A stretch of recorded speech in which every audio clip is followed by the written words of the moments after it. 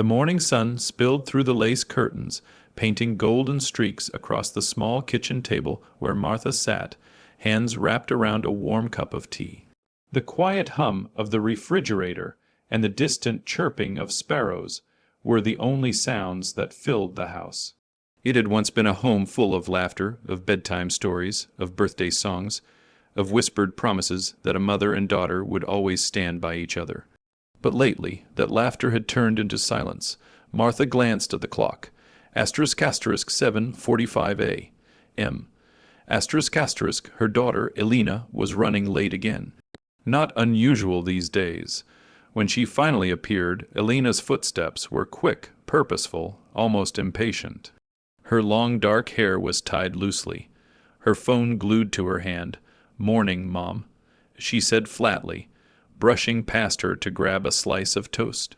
"Morning, sweetheart," Martha replied softly, trying to keep her tone light. "You didn't eat dinner last night. Are you feeling okay?"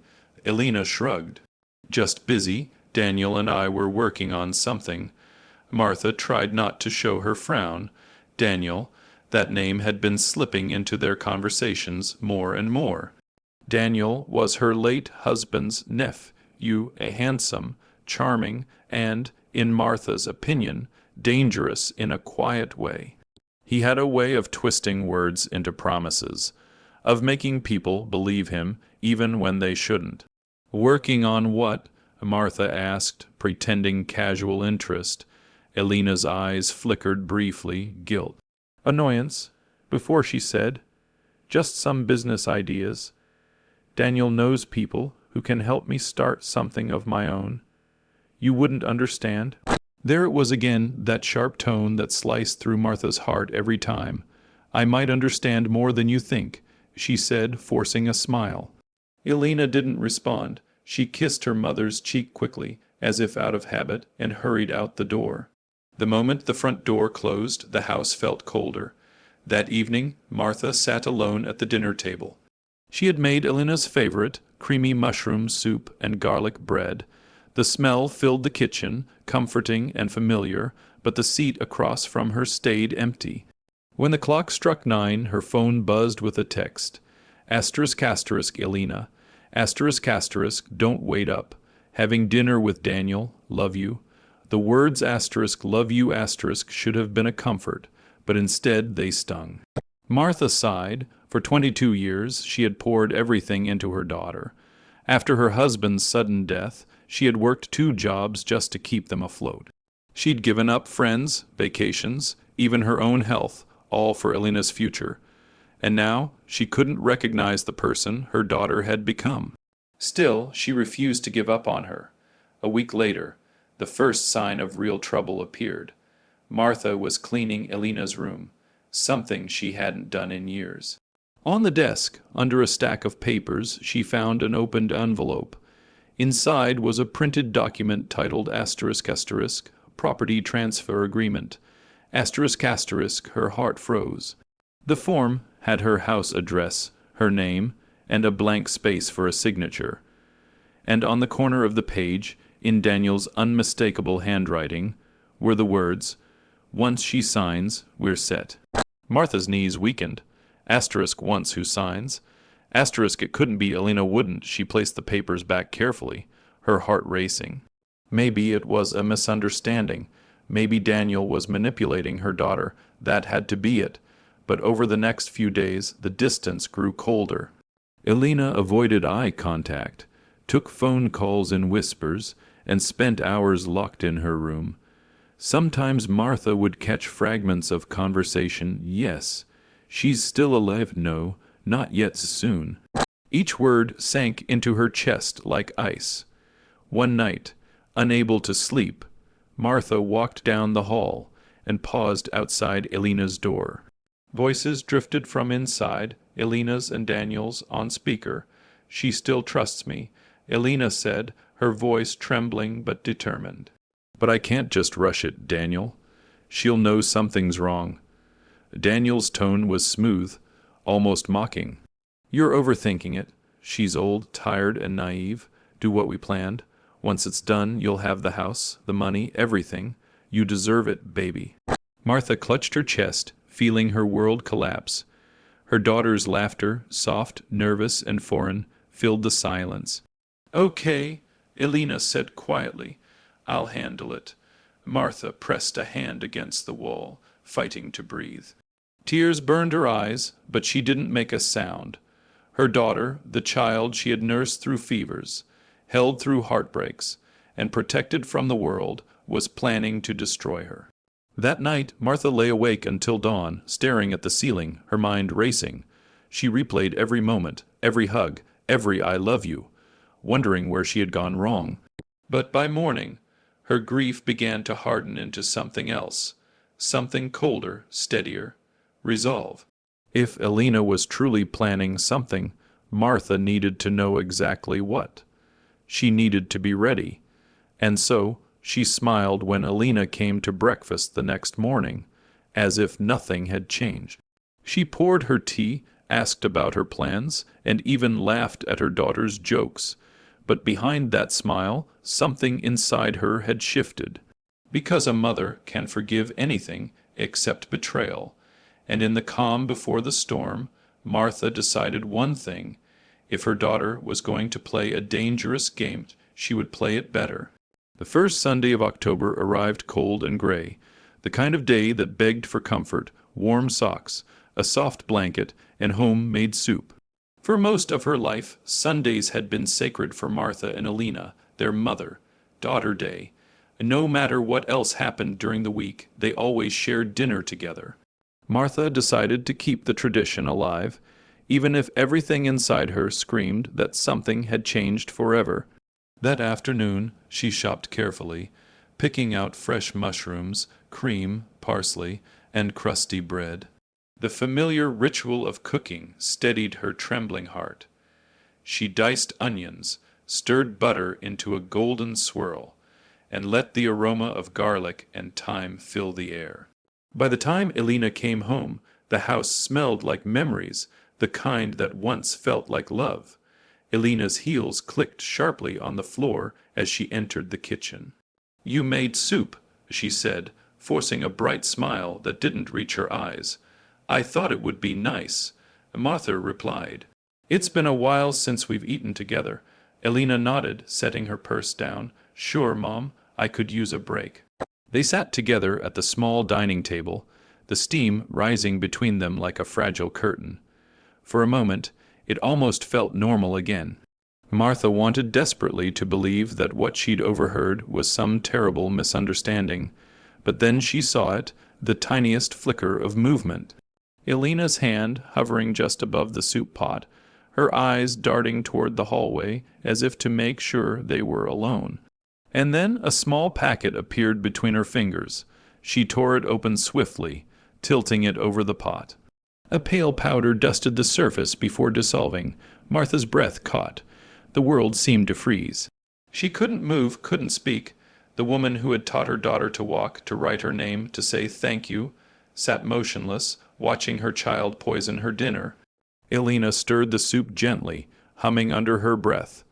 Then she ladled it into 2 bowls and set one in front of her mother, smiling sweetly. "You'll love this batch," she said. Martha forced her voice to stay steady. "I'm sure I will." Her hands shook slightly as she reached for the spoon. Elena's eyes flickered with anticipation, a faint, nervous glint that confirmed what Martha already knew. Asterisk, my daughter wants me dead. Asterisk, when Elena turned away to fetch napkins, Martha made her move. Her hands, though trembling, were quick. She switched their bowls, hers for Elena's, and placed the napkins neatly beside her own plate, as though nothing had happened. By the time Elena returned, Martha was smiling. "Sit, dear. Let's eat while it's warm." They began to eat in silence. The ticking of the clock filled the room, each second heavy with dread. Elena lifted a spoonful of soup to her lips, hesitated, then swallowed. Martha mirrored her, pretending to taste hers, but she only let the spoon graze her mouth. "How's work?" Martha asked quietly. Elena's voice was tight. "Fine, Daniel's helping me with a few things." "Ah," Martha said softly. "You seem to spend a lot of time with him." "Daniel understands me," Elena replied too quickly. He believes in me. Martha looked down, hiding the pain in her eyes. And I don't. Elena froze, her spoon halfway to her mouth. That's not what I meant. I know. Martha's tone was gentle, too gentle. For a few long moments neither spoke. The only sound was the soft clink of spoons. Then, suddenly, Elena coughed, just once at first, lightly. Martha looked up. Sweetheart. Elena coughed again, harder this time. Her face paled, her hand trembling as she reached for her throat. Mama, I... Her words broke off in a fit of choking. The spoon clattered to the table, splattering soup across the white cloth. Elena, Martha rushed to her side, her heart pounding in her chest. Oh my God, Elena, what's happening? Her daughter's eyes were wide with fear, confusion, and something else, realization. She tried to speak, but the words wouldn't come. Her breath came in ragged gasps as her body convulsed. Martha caught her, lowering her to the floor, tears spilling down her cheeks. It's okay, baby, I've got you. Hold on, Martha whispered, fumbling for the phone. She dialed emergency services with shaking hands. Please, she cried into the receiver. It's my daughter. She's not breathing. Please hurry. The minutes stretched into eternity. Martha held Elena's hand, feeling her daughter's pulse weaken. The once cold girl who'd lied, plotted, and poisoned now looked like the frightened child she used to be, the one who used to run into her mother's arms after a nightmare. Don't you die on me, Martha whispered. Not like this. When the paramedics burst in, Martha moved aside, watching as they worked over her daughter. Oxygen masks, injections, shouts. It all blurred together in a haze of flashing lights and sirens. As they lifted Elena onto the stretcher, one of the paramedics looked at Martha. She's lucky you called when you did. Another few minutes and he didn't finish. Martha nodded numbly, her lips trembling. I'll come with her. At the hospital, Martha sat in the waiting area, her clothes stained with soup and tears. Her mind was a whirlwind of guilt and disbelief. She hadn't meant for this to happen. She'd only wanted to protect herself, to see if her suspicions were true. And now they were, terribly, undeniably true. As the nurse approached, Martha stood on unsteady legs. She's alive, the nurse said gently, but we had to run tests. There was something unusual in her system. The doctors think it was a toxin, possibly a slow-acting poison. Martha's breath caught. Poison, the nurse nodded. We'll know more soon, but she's stable for now. When the nurse walked away, Martha sank back into her chair. The sterile air of the hospital pressed down on her chest. Her daughter had tried to kill her, and instead, Martha had nearly killed her daughter. It was the cruelest twist of fate imaginable. She pressed her trembling hands together and whispered into the empty air, Why, Elena? What did I do to deserve this? Somewhere down the hall, machines beeped steadily, the fragile rhythm of her daughter's borrowed heartbeat. And as Martha stared through the glass at the still figure lying in that hospital bed, a thought took root in her mind, one she could no longer silence. If her daughter could betray her this deeply, then the truth, whatever it was, had to come out, no matter what it cost. The hospital room smelled faintly of antiseptic and wilted flowers. The soft beep of the heart monitor kept time with Martha's thoughts, slow, steady, unrelenting. Elena lay pale and motionless on the bed, and Roman running into her arm. Her once vibrant face, the same one Martha had kissed every night for 2 decades, was now slack and fragile, as if all her youth had drained away in a single night. Martha sat by her side, her fingers clasped tightly around her daughter's cold hand. She hadn't slept since the ambulance ride. Every time she closed her eyes, she saw Elena's face choking, gasping, terrified. The memory carved deep into her chest, a wound she wasn't sure would ever heal. She'd switched their plates, she had saved herself, but at what cost? Was this justice or punishment? A soft knock broke her thoughts. Detective Harold Evans stepped in, his notepad in hand. He was a tall man in his 50s, with kind eyes that didn't soften the seriousness of his voice. Mrs. Whitmore, he said gently, thank you for agreeing to talk. Martha nodded faintly. Do you know what it was? He hesitated. Preliminary lab results show traces of a compound called asterisk tetrodotoxin asterisk. It's a rare, powerful neurotoxin, the kind that doesn't just appear in a kitchen pantry. Martha swallowed hard. So she meant to. He looked at her quietly. I'm afraid it looks that way. Silence fell between them. Evans flipped through his notes. We also ran a search through your daughter's phone. There were messages exchanged with someone named Daniel Harper. Martha's head lifted sharply. Daniel, my late husband's nephew. Evans nodded. He's quite involved. The texts suggest they've been in contact for several months, discussing financial matters, property rights, and, well, plans regarding you. Plans, she whispered. He met her eyes. They were planning to transfer ownership of your house into Alina's name, right after the insurance claim from your passing was processed. The world tilted around her. She gripped the side of the bed to steady herself. Insurance, money, inheritance, was that all she was worth to her daughter? Evans continued, his tone softening. Mrs. Whitmore, I know this is difficult, but your daughter's messages show she was hesitant. It seems she was manipulated, pressured into believing lies about you, about the money, your intentions, even your marriage, lies. She was told you hid her father's savings, that you planned to sell the house and cut her out of everything. The man she trusted convinced her that poisoning you was the only way to get what was rightfully hers. Martha's lips parted, but no sound came out.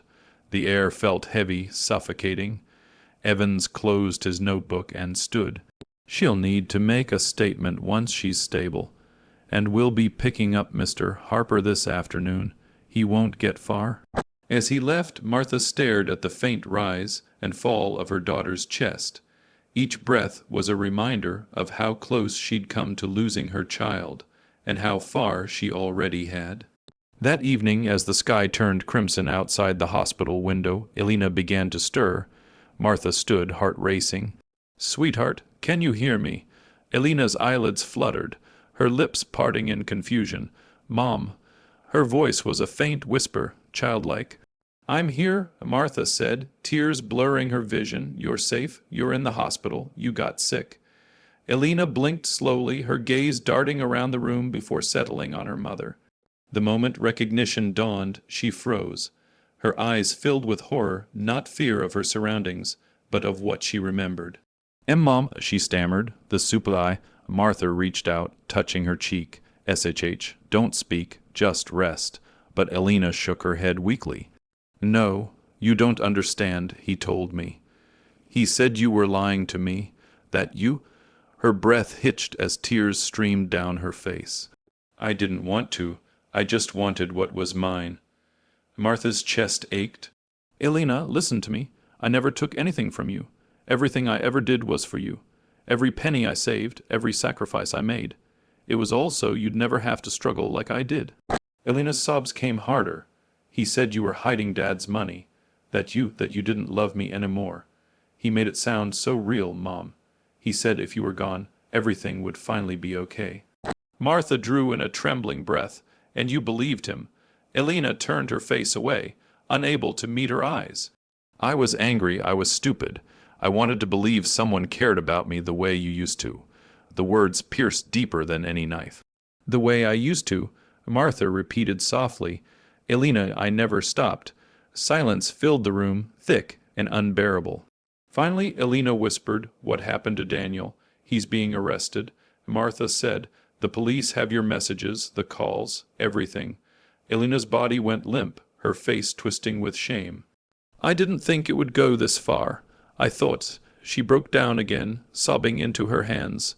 Martha watched, torn between pity and pain. She wanted to hold her, to wipe away her tears like when she was little. But another part of her wanted to scream, to demand how her child could ever have looked at her and seen an enemy. Instead, she simply whispered, you nearly destroyed us both. Elena nodded miserably. I know. I deserve whatever happens. Martha turned to the window, her reflection ghosted in the glass, a weary woman who no longer recognized herself. "We all make mistakes, Elena," she said quietly, "but some mistakes they don't wash away." The next morning, Detective Evans returned to deliver the news. Daniel had been caught trying to flee the city. He had confessed, though he painted himself as the mastermind and Elena as the naive accomplice. When Evans left, Martha remained by Elena's bedside, watching the light creep across her daughter's face. "I'm sorry," Elena whispered suddenly, her voice hoarse. "I wanted to make you proud. I thought if I had money, success, you'd finally see me as enough. Oh, my child," Martha said, her voice trembling, "you were always enough. You just couldn't see it." Elena's tears shimmered in the sterile light. "Do you hate me?" Martha closed her eyes for a long moment. When she opened them again, her gaze was tired but steady. "No," she said softly, "I don't hate you, but I don't know if I can ever trust you again." The words hung heavy between them, a fragile truce built from the ruins of what once was love. As Martha rose to leave, Elena reached out weakly, catching her mother's sleeve. "Please don't go." Martha hesitated, then gently freed her arm. "I'll come back," she promised, "but I need time to understand how we got here." She walked out of the hospital room with tears streaming down her face, each step echoing the truth she could no longer ignore. The daughter she'd raised had betrayed her, but the mother she'd been still couldn't stop loving her. And that, perhaps, was the cruelest truth of all. 3 weeks had passed since that night, the night everything shattered. The house was quiet again, but not in the peaceful way it once was. Silence now clung to the walls like dust, thick and suffocating. The clock still ticked in the kitchen, the same steady rhythm that had measured their dinners, their arguments, their laughter, and the moment of betrayal. Martha stood by the window, holding a mug of tea she hadn't touched. Outside, autumn leaves drifted down the street, their crimson edges curling in the cold wind. She used to love this season. It had always felt like renewal, a chance to start over. Now it just felt like loss. Elena was out of the hospital, but not free. The police had charged her with attempted homicide, though her cooperation and Daniel's confession had softened her sentence. While awaiting the hearing, she stayed under house arrest, back in the same home she had tried to poison her mother in. Some nights, Martha could hear her daughter crying behind her closed door, and though she wanted to go in, to hold her like before, she couldn't bring herself to move. Love was still there, but it had been burned, blistered, and scarred beyond recognition. A letter came in the mail one morning, addressed to Martha. The official seal of the court glared at her from the envelope. Daniel Hopper had been convicted. Fraud, conspiracy, attempted murder. 20 years, no parole. She read the words twice, then folded the letter neatly and placed it in a drawer. There was no satisfaction, no triumph, only a dull ache, but that ache carried something else too, clarity. For so long, Martha had lived her life in devotion to others, to her husband, to her daughter, to a fragile image of family. She had given and given until there was nothing left of her own self. That part of her was gone now, buried with the trust that once bound mother and daughter together. But something new had taken its place, something colder. That evening Martha prepared dinner, the same dish as before, creamy mushroom soup and garlic bread. Elena appeared in the doorway, hesitant, eyes swollen from crying. "Mom, yes, sweetheart. Why are you cooking that?" Martha smiled faintly. "It's your favorite. I thought it might be nice, for old time's sake." Elena hesitated, then slowly nodded and sat at the table. "I don't deserve this," she murmured. "No." Martha said softly, ladling soup into 2 bowls. "But maybe I do, to say good by the right way." Elena's gaze lifted, confusion flickering in her tired eyes. "Goodbye." Martha placed the bowl in front of her and sat across. "Tomorrow you'll go to court. You'll have your say. Maybe they'll show mercy. Maybe they won't. But either way, our lives can't go back to what they were." Tears welled in Elena's eyes. "I know. And I'm sorry, Mom. I'm so sorry. I wish I could undo it. Martha stirred her soup slowly, her face unreadable. Some things can't be undone, Elena. They can only be faced. The girl nodded, swallowing hard. They ate in silence for a while, or at least Elena did. Martha barely touched her food.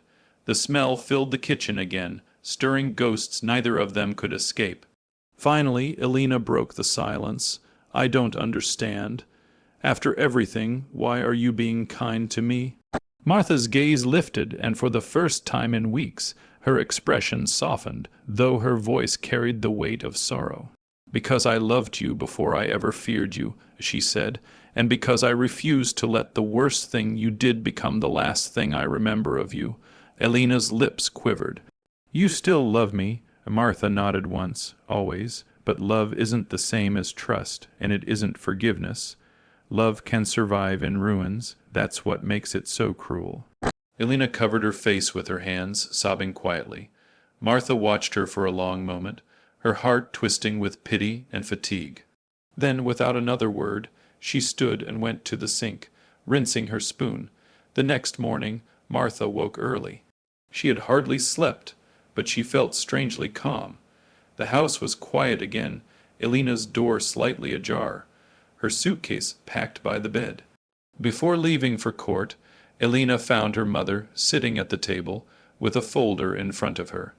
What's that? Elena asked softly. Your father's life insurance documents, Martha said, sliding the folder across. I added your name back to the policy. Elena's eyes widened. Why? After everything, because when you get out of prison, you'll need to start over, Martha said. And I want you to have a chance, but you won't inherit the house. It's being donated to a women's shelter. Elena's jaw trembled. You're taking everything. Martha looked at her evenly. No, Elena. I'm freeing you from everything that made you this way. Money, envy, guilt. Let someone else turn this place into something good. Elena's voice cracked. That's your revenge? Martha smiled sadly. Revenge is useless if it only causes more pain. But redemption, that's a different kind of justice. Elena's tears spilled freely now. She reached out, hesitantly, and for the first time in months, Martha didn't pull away. Their hands met across the table, warm, trembling, human. I'm sorry. Elena whispered again. I know, Martha said quietly. And one day, maybe I'll forgive you, but not today. 6 months later, the house stood empty. Martha had moved into a small apartment near the sea, a place where no ghosts lingered, where the air smelled like salt and freedom. She spent her mornings walking along the shoreline, her afternoons volunteering at a local shelter, the same one that now occupied her old home. Sometimes she'd catch herself setting an extra plate at dinner, out of habit. Sometimes she'd dream of Elena as a child, chasing bubbles in the garden, her laughter bright and innocent. And sometimes, when those dreams faded, she'd whisper to the wind, I hope you're better now, my love. I hope you've found peace. One spring morning, a letter arrived. It was from the correctional facility. Martha opened it slowly. Asterisk, asterisk, Mom. Asterisk, asterisk. It's been half a year since I've seen you. I think about that night every day. Not the poison, but the way you looked at me. You didn't scream, you didn't hate me. You just looked heartbroken. That was worse than any punishment. I'm studying again, psychology. I want to understand how people become what I became and how to stop it. I don't know if you'll ever forgive me, but I hope to become someone worthy of your love again. I'll never forget the soup, or how you switched our bowls.